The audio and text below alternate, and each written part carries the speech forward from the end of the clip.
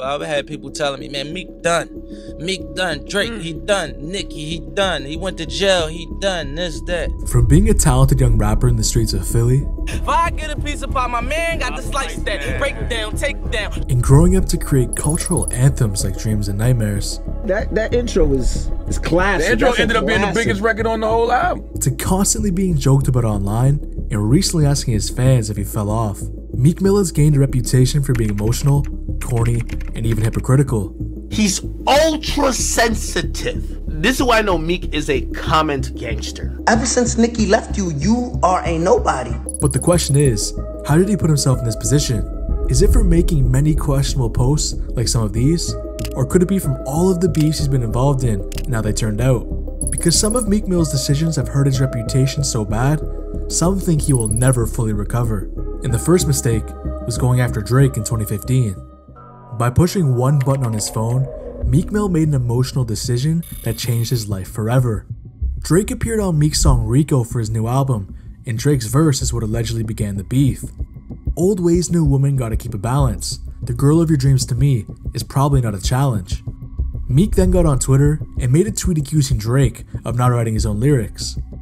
My man thought he was getting dissed with the line, to me, your girl of your dream is really not a challenge or whatever. Right. I said, bro, he's not dissing you. And I can't even blame Meek for thinking this, because Drake will be your friend and still your girl. Ask Chris Brown. This means Meek would have felt Drake was talking about Nicki Minaj, who Meek Mill was dating at the time.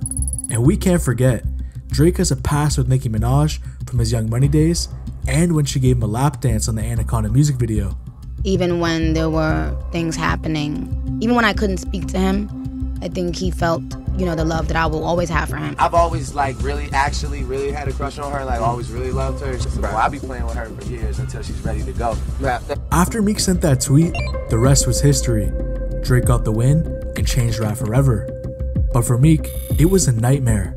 All over social media, he was taking heat for losing, and it couldn't have been easy. But the nightmare was just getting started. Not long after the beef with Drake, he and Nicki Minaj broke up in 2016. Now Meek had lost the beef with Drake and his girl Nicki back to back. And Nicki, who we should mention, was the reason Meek even dissed Drake in the first place. But if you're expecting this breakup to end with the two staying friends and going their separate ways peacefully, well, you're mistaken, because this breakup was ugly, as even years later, the two would be in controversy. It started with Remy Ma dissing Nicki on her song called Shether, and the lyrics referenced the conversation she allegedly had with Meek Mill. In this conversation, apparently Meek told her about Nicki getting implants, and essentially, he couldn't do things with her because of that.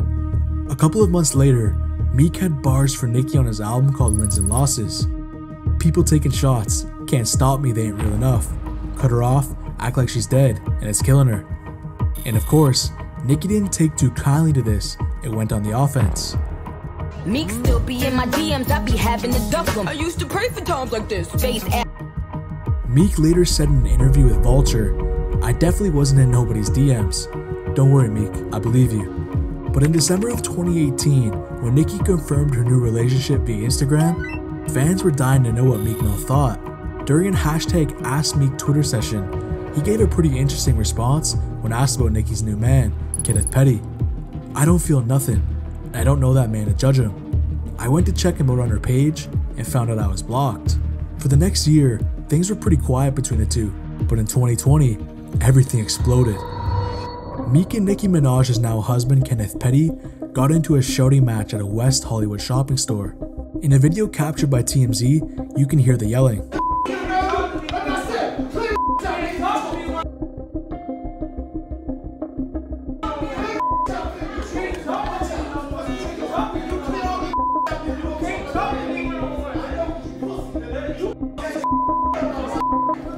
Things got even uglier, and serious accusations were made, including domestic disputes, defending convicted criminals, among other things, and both sides denied those allegations.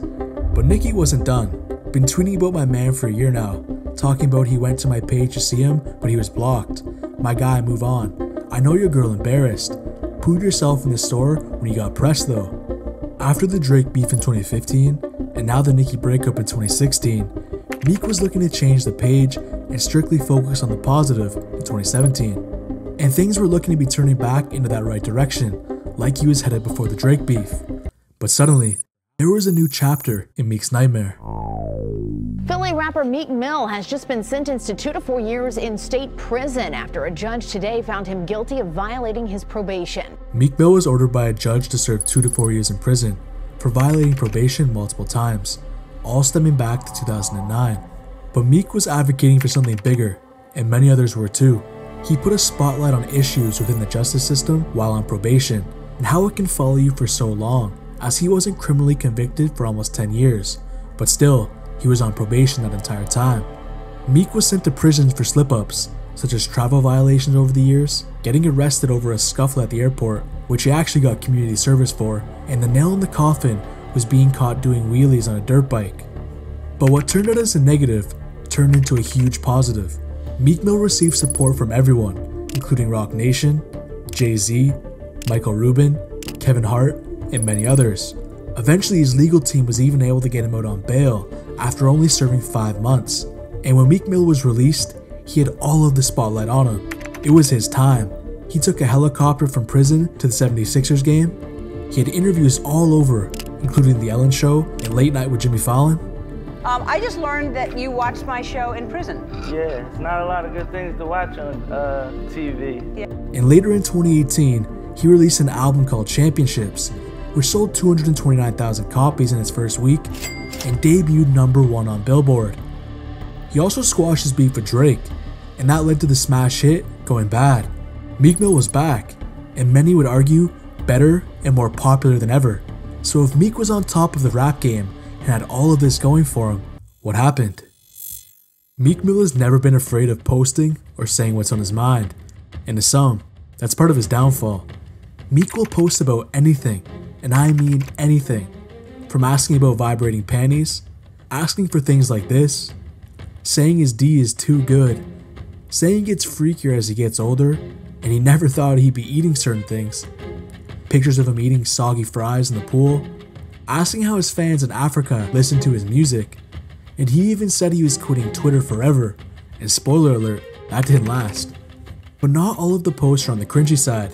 Some will just make you flat out shake your head, and even though I don't think he did this with bad intent, Meek Mill had lyrics in a song about Kobe Bryant's passing only a year after it happened, and it caused outrage. Always tell me that she loved me, but she ain't ever showed me. Yeah, and if I ever lack, I'm going out with my chopper, it be another Kobe. And Vanessa Bryant, Kobe Bryant's wife, was not happy about this, and she said Meek could do better. And to Meek's credit, he apologized for this. But there are a lot of people on social media who aren't as nice as Vanessa Bryant, and they're not afraid of letting Meek know how they feel. For example, Meek recently made a tweet saying this: play dumb to dumb people and act smart around smart people. Rich people be saying anything and think they're inspirational. He doesn't even know what he's saying. They will document Meek's fall off like the Roman Empire. He also tweeted this: every time I do a verse, I charge $250K and up. If you got $150K on site and I like the song, we can swap it out. Paying Meek 250 racks to yell about dirt bikes and phantoms on your song is crazy. No wonder we don't see you on songs. I'ma just say it, a $250,000 for Meek verse in 2024 is crazy. For that price, give me a Future or a Gunna. Now I know to many, hate on social media doesn't mean anything, it's just the internet. But as you'll see next, social media comments directly affect Meek emotionally, which I know everyone agrees is important. I don't care what nobody says about Meek Mill. And you can say he's the biggest gangster in the world. He has 1 million bodies and he's sold the most coke and he's whatever, he's done whatever.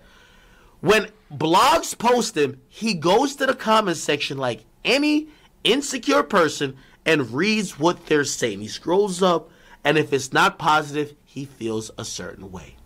Aside from his beef with Drake, one of Meek's biggest beefs wasn't even with a rapper, it was with DJ Akademiks, a blogger.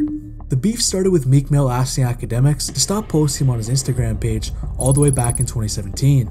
He sends me a DM with a bunch of chaser dudes. It's a group DM, okay? I call it a digital jumping. Yo, fam, if you're not posting me in a positive way, don't really post me. But he says clearly, if you don't post me in a positive way, don't post me at all.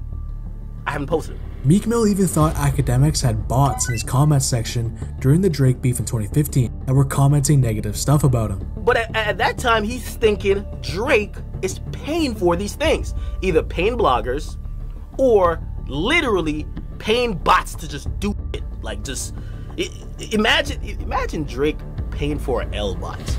Meek Mill used to be upset at me that I didn't turn off comments when I posted his music. Yo, Drake paid bots! Yo, they spamming L's! Yo, turn the comments! I'm like, bro, I don't turn off comments for nobody. So Akademiks listened to him and stopped posting Meek. But then Meek said this in an interview only 6 months later. And some of them got influenced. Like, I don't know, if you watch, this little pages you watch, you might see Akademiks page. You'll see they post everybody's album. They ain't gonna post no Meek Mill album. There's a lot of them they ain't posting my album, man. You know, when we see them, we have a little talk about it. So Akademiks started posting him again. But after a bit of time had passed, Meek Mill was back and commented on his Instagram page to stop posting him once again. Meek said never choose a kid over your fam. This was around like Father's Day. What did I caption it as? Meek Mill with a message. He got to the conversation and says, yo, stop posting me on this page. Okay. And at this point, Akademiks went off and gave his thoughts on Meek Mill and the whole situation. Meek Mill is what we call the sensitive gangster. All he talks is the streets, the trenches, tough. This is how we handle it. But he gets offended at the very most minute things. He's ultra sensitive.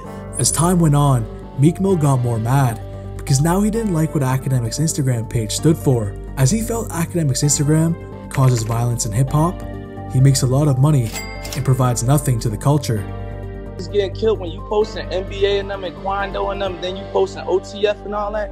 You better understand what you're doing. I watch your posts. We could go right to your page. You got one of those and then you got Dirk under that. It's like y'all inciting that and selling it. Meek Mill even put a green light on Akademiks, which allegedly means you're now a target. And Akademiks, as he said many times, isn't a street person, so he apparently contacted the police about it. Because right now, like, when you say green lighting, I send that to the police. I'm gonna be honest with you. Oh, yo, are you greenlit? Wait, Meek Mill just told me in front of the world I'm greenlit? Okay, here's the cops. 21 Savage got both of them on a Clubhouse call to try and fix the relationship, and shout out to 21 Savage for this, because he was actually trying to be partial and fair to both sides. But I would like for you to be specific. The last man, you know who he's talking about, bro. We not gonna name you. Right. He kind of got a point. He got a point. I can't disagree with you on that. Yeah. Eventually, Meek even tried to cancel Akademiks, which in hindsight wasn't a good idea, because after this, Akademiks put his foot on the gas and he would not stop. So Meek, you ain't cancel a f***ing thing.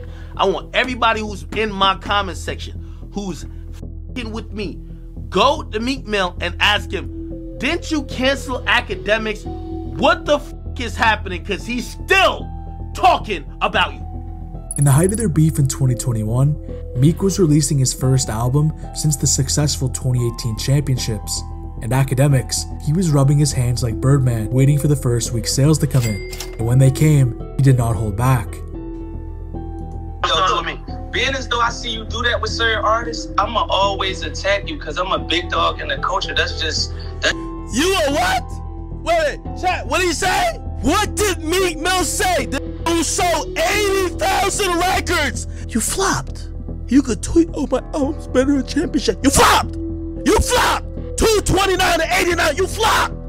Akademiks also accused Meek of being a hypocrite for a couple of reasons. The first being that Meek is only tough with people that are weaker than him. Let me tell you this. You know, God, I hope this never happens. If you ever seen beat somebody up, it's gonna be Safari or a blogger. He'll never beat up an actual. Meek was in the store with Nicki's boyfriend. Nicki's boyfriend was allegedly alone. You think that if Akademiks was in that Louis store by myself with 20 chasers that Meek ain't trying to beat me up with mad videos? He damn me with about 45 chasers. It's clearly a move of intimidation to try to let me know, like, yo, we could jump you, son. Like, we the chasers. Like, yo, we're tough. We'll do a wheelie and tie you to the back. And I'm like, okay, I got you, thugs. He also said Meek promotes prison reform, but still portrays a gangster persona, and doing both doesn't make sense. Meek music is hypocritical music. He claims he's trying to go for prison reform, but all he's doing is rapping about shit that can land people in prison. Hypocritical and mid. But beefing with Akademiks wasn't the only way Meek Mill made himself look bad during this time, as he publicly beefed with Tekashi 6ix9ine. And again, the question is, why is Meek Mill, someone who is supposed to be a top rapper, and at this point, veteran in the game, beefing with people like Akademiks and 6ix9ine? I'ma start off with Meek Mill, right? I'ma start off with Meek. And look, you need this clout.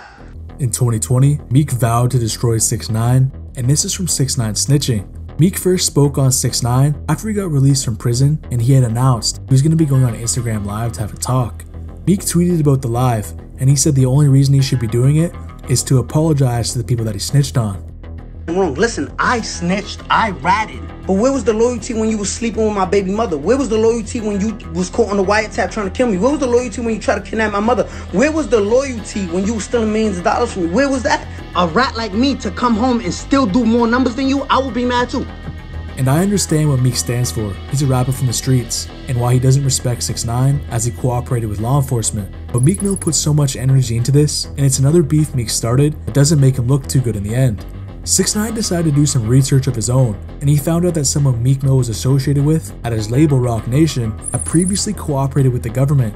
The woman's name is Desiree Perez, now CEO of Roc Nation. Desiree Perez struck a deal with the feds, agreeing to wear a hidden wire to record her meetings with the major cocaine traffickers. Her undercover informant work won her courtroom praise for federal prosecutors. You see Meek Mill right here with Desiree Perez, right? She's part of his bail with Jay-Z. This part of Roc Nation, right? She's executive at Roc Nation. But then you go saying, yo, listen, we don't with rats. Your executive is a rat. So you pick and choose? Because if you don't want to be around rats completely, you're with a rat right there. 6ix9ine's attack didn't end there, and he began dissing Meek about losing Nicki Minaj. Ever since Nicki left you, you are a nobody. Listen, Nicki took you on tour. You were her opener. Nicki made you. Did you forget? I forgot what Drake said. What did Drake say? He said, is that your tour or your girl's tour? That was never your tour, homie. This beef ended up sparking a face-to-face altercation. Meek Mill and 6ix9ine ran into each other at a club, and when he ran into him, Meek claims he spit on him, and then 6ix9ine left. But then they ran into each other in a parking garage, and things got wild. That's a fact, you. That's a fact. And you with security. This is security. Shut up. And you with a cop. After the incident, Meek got on Twitter and had this to say. We did not run into each other. I was getting into my car and he just popped out. We almost was smoking on that 6ix9ine pack for the love of a viral moment. He trying to get someone locked up, no cap. But believe it or not, the beefs didn't end there. Meek now had beef with his own label, Atlantic Records, and allegedly Rick Ross. I haven't got paid for music and I don't know how much money labels make off me. I need lawyers ASAP. Meek Mill also tweeted about Atlantic Records making hundreds of millions of dollars off him and apparently stealing Roddy Ricch from him while he was in jail. I mean, I called Meek as soon as that happened. He gave me the whole rundown. We just had a conversation just about his perspective of it, and it was a valid point, valid situation with what he got going on. His situation with Atlantic is not my situation with them. As for Rick Ross, Meek was allegedly upset over his deal, and he felt the money was being withheld from him. Gilly the Kid even took Meek Mill's side and had some pretty choice words for Rick Ross. Will you give Meek the money you owe him? Because you got him in a 1914 slave deal. A Harriet Tubman joint that he signed when he was 19 and now he's 35. It was even rumored Meek Mill wouldn't let Rick Ross come into his section at a club in Miami. Rick Ross showed up and Rick Ross was trying to be in and about the vicinity of Meek, and apparently Meek allegedly had people instructed to say don't allow it to happen. Meek had an issue. I guess he was in conversations about talking about how he could get off MMG, and because those issues weren't resolved yet, and I don't know what else transpired, he wasn't down with kicking it with Rick Ross at the moment. But only a year later, the duo of Meek Mill and Rick Ross were back together. Because in late 2023, Rick Ross and Meek Mill released a joint album called Too Good to Be True. They put the beef rumors to rest and were ready to release their project. But as the first week's sales came in, people were a bit surprised. Too Good to Be True sold 33,000 copies in its first week, so to most people looking, they would say that's a flop. especially when it's both Meek and Ross together. And of course, 50 Cent had a little jab for the both of them. When you sell 31,000 and 9 CDs, I shouldn't talk to you. They don't know. They don't know them. I keep asking them about these. They don't know these. Meek clapped back at the haters speaking down on their album sales, and essentially Meek was saying the numbers are low because there was no label support, and they control the numbers. And if you don't know, Meek and Ross are both independent now, and Meek could have a point when he's talking about this. But if we were being honest, 33,000 for Meek Mill and Rick Ross is a flop any way you look at it. And I know people will say sales aren't the same, which I really do get, but these are supposed to be big dogs in the game. Seeing Meek Mill fall so far from the top to literally tweeting asking people if they think he fell off is tough to see. Meek Mill's old enemy DJ Akademiks had some words for him and where he feels his career has went, and this answer might surprise you. I would hope you think I don't have animosity towards you anymore. Meek, people now feel like your time has passed, and that's the biggest thing that I don't know how that hits your ego. By the way, if it was only talent, I think you would be still highly regarded. There was a stunting of growth with you because we were looking for the next evolution. And I do agree with Akademiks. Yes, Meek can definitely still rap, and he's probably better than a lot of the rappers still out there, but at the same time, he didn't take that next step like his peers did in Drake, Kendrick, or Cole, as they all transformed their music to that next level. But Meek's downfall is one that is tough, because the beefs also hurt his reputation, and I have to be honest, Meek's own decision making on social media played a big part in hurting his reputation. But one thing is for certain, Meek Mill will never fall off from giving us good content on social media. I appreciate you watching, and I want to know your opinion in the comments. Peace.